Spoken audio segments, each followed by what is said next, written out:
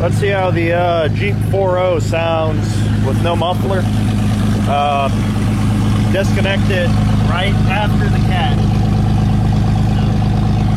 Let's give her a road test and see how she sounds.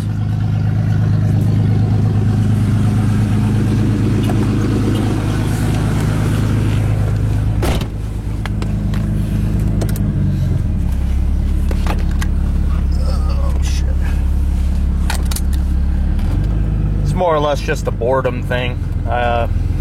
Don't think I'm gonna keep it run this way.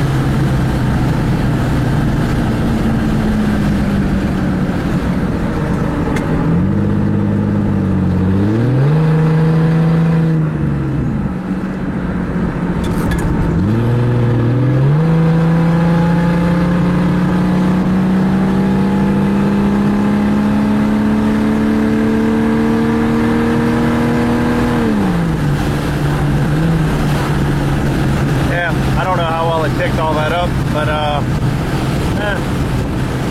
sounds a little bit more badass than it actually is.